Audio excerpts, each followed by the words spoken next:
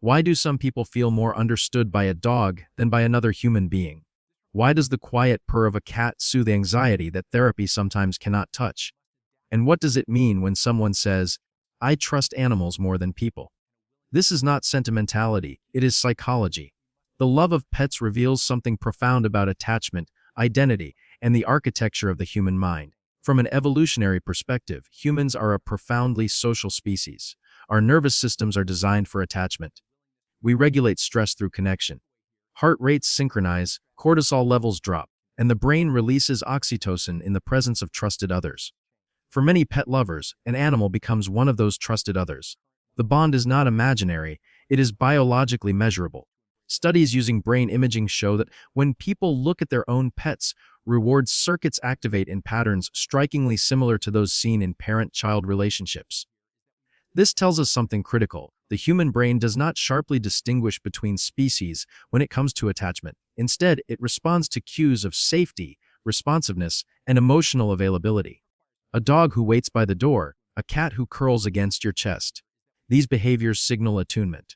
Over time, repeated moments of attunement sculpt neural pathways associated with trust and comfort. For individuals who have experienced inconsistent or painful human relationships, this reliability can feel revolutionary. Attachment theory, first articulated by John Bowlby, proposes that early bonds with caregivers create internal working models of the self and others. If those early bonds were secure, a person often moves through the world expecting connection to be safe. If they were anxious or avoidant, the adult may oscillate between craving closeness and fearing it. Pets can quietly step into this psychological landscape. They offer proximity without complex language, affection without social performance, and loyalty without negotiation. For some, this creates a corrective emotional experience, an opportunity to rewrite expectations about love. But the psychology of pet lovers extends beyond attachment wounds. Research on personality traits consistently finds higher levels of empathy among devoted animal guardians. Empathy here is not merely sentiment, it is the cognitive and emotional capacity to perceive another being's inner state. Caring for an animal requires attunement to subtle signals, changes in posture, appetite, energy. Over years, this practice can refine sensitivity to nonverbal communication. Some studies even suggest that children who grow up with pets develop enhanced prosocial behavior and perspective-taking skills. There is also the question of identity. For many people, loving a pet becomes part of who they are. They are not simply individuals who own animals, they are dog people, cat people, rescuers, advocates, companions. Identity provides coherence. When someone invests time, money, and emotion into an animal, the relationship reinforces values such as nurturance, responsibility, and protection. Neuroscience shows that behaviors aligned with our values activate reward pathways, strengthening the sense of meaning.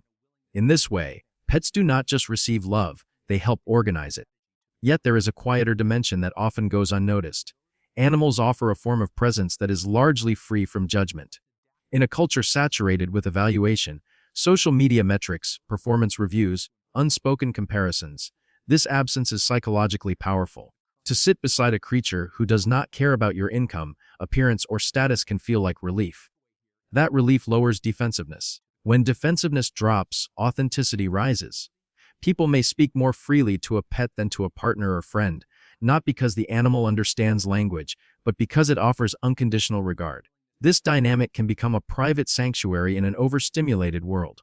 However, there is a delicate boundary within this sanctuary. When love for pets becomes the primary or exclusive source of emotional fulfillment, it can begin to substitute rather than supplement human bonds. The same neural systems that make attachment healing can, under certain conditions, narrow a person's relational world. If an animal feels safer than every human, the psyche may gradually avoid the vulnerability required for mutual growth. Avoidance often disguises itself as preference. I just like animals more, someone might say, while an unexamined history of betrayal or rejection lingers beneath the surface. Understanding whether pet devotion is an expansion of love or a retreat from it requires careful reflection.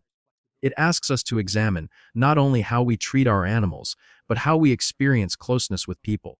Are pets bridges that strengthen our capacity for attachment, or are they beautiful detours that keep us safely distant from the risks of human intimacy? The answer is rarely obvious, and it is here, In this subtle psychological crossroads, that the deeper story of pet love truly begins to unfold. What we discover next may change how you see your own bond forever with your animal companion.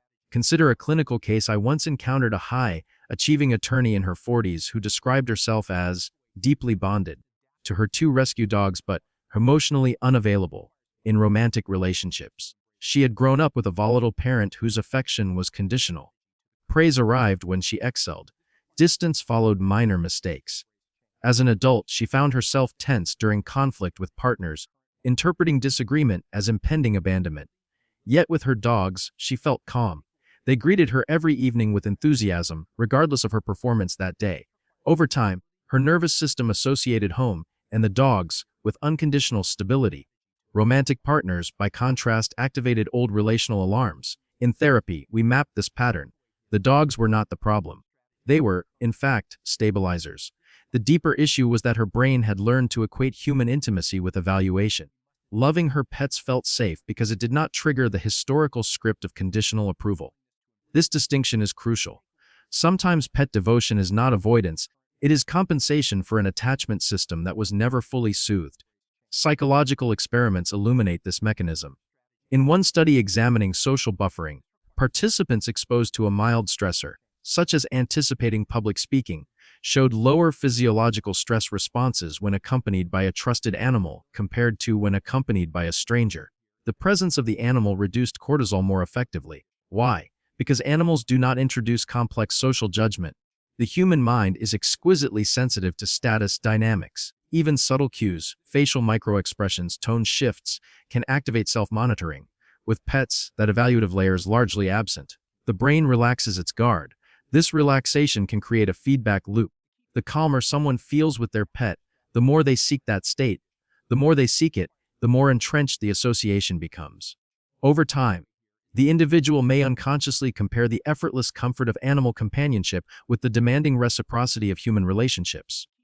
Human intimacy requires negotiation, empathy in both directions, and tolerance for misunderstanding. Animals, while emotionally responsive, do not challenge our narratives about ourselves. They rarely confront us with our blind spots. There is another dimension: control. In many pet relationships, the human occupies a position of authority. Feeding schedules, living environments, medical decisions, all are directed by the owner. For individuals who have felt powerless in formative relationships, this structure can be deeply regulating. It restores agency. Yet agency can subtly morph into asymmetry. Human relationships thrive on mutual influence. When someone becomes accustomed to bonds in which they are the primary decision maker, the unpredictability of equal partnership can feel destabilizing. We must also examine projection. The human mind naturally attributes intention and emotion to animals, a phenomenon known as anthropomorphism.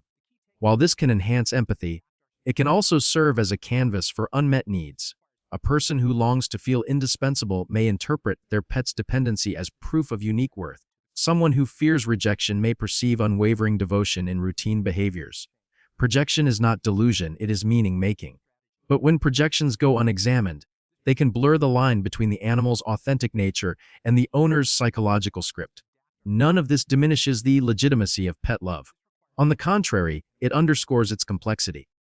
For many, animals become training grounds for secure attachment. Learning to respond consistently to a pet's needs can strengthen patience and sensitivity. Experiencing reliable affection can gradually challenge internal beliefs that love is unstable. I have seen individuals who, after years of bonding with animals, felt more confident entering human relationships because they had internalized a new template of connection. The decisive factor lies in integration. Does the love of a pet widen the circle of connection or narrow it? Does it energize social engagement or justify withdrawal? If someone cancels every social invitation to remain exclusively with their animal, we might gently question what feels threatening outside that bond. If, however, their pet provides comfort that enables them to approach others with greater openness, the relationship is functioning as a secure base. The why of pet devotion often traces back to the universal longing for predictable affection. The how involves neural conditioning, personal history, and subtle reinforcement patterns that shape relational habits.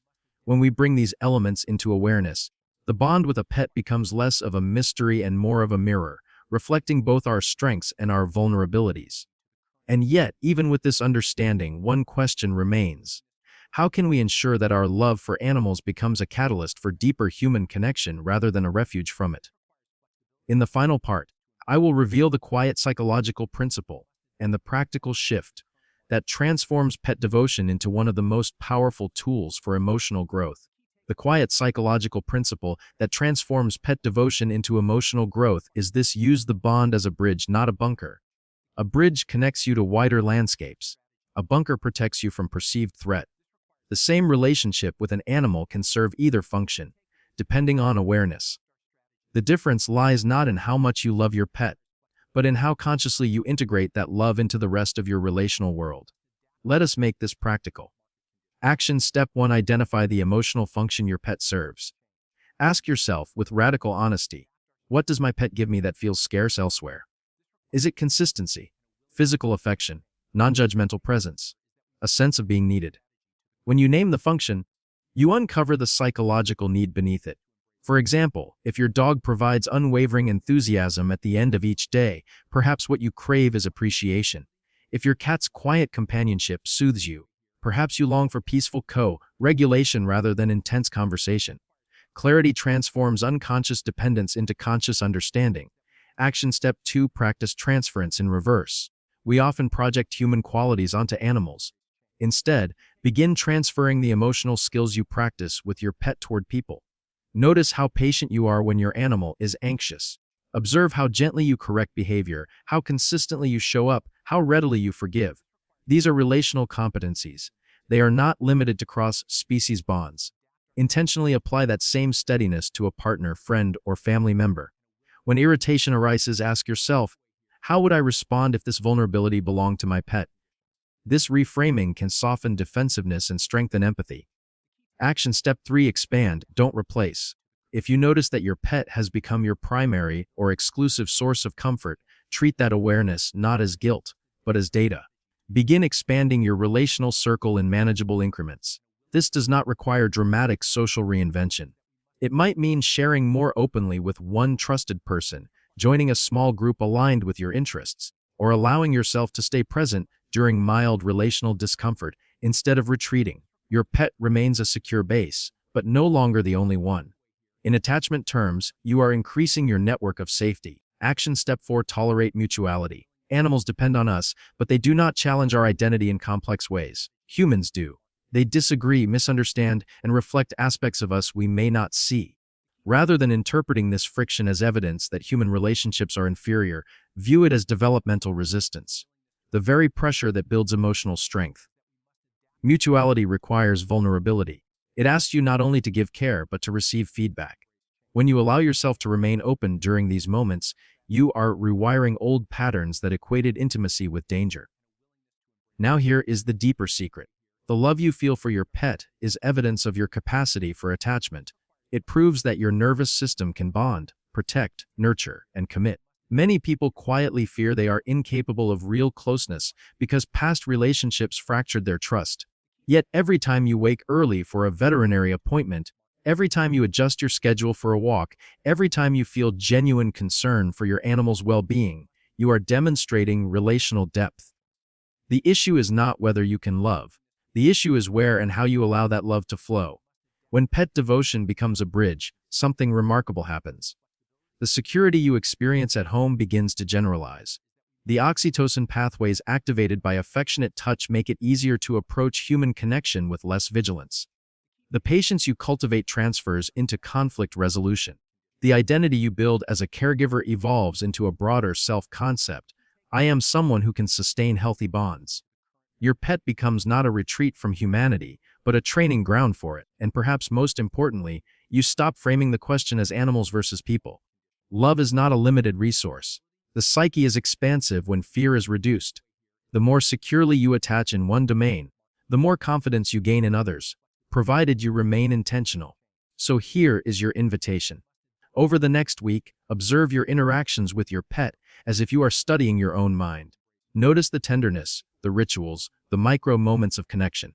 Then choose one human interaction where you consciously bring that same presence. Treat it as an experiment in emotional expansion. If you are serious about mastering your mind and understanding the hidden patterns, shaping your relationships, join our community of psychologically curious thinkers. We explore these dynamics not just to analyze them, but to transform them. Because in the end, the way you love your pet is not a trivial preference. It is a window into your attachment system, your history, and your potential. And when you learn to use that window as a doorway, you may discover that the safest place you have ever known was never meant to keep you in, but to teach you how to step out,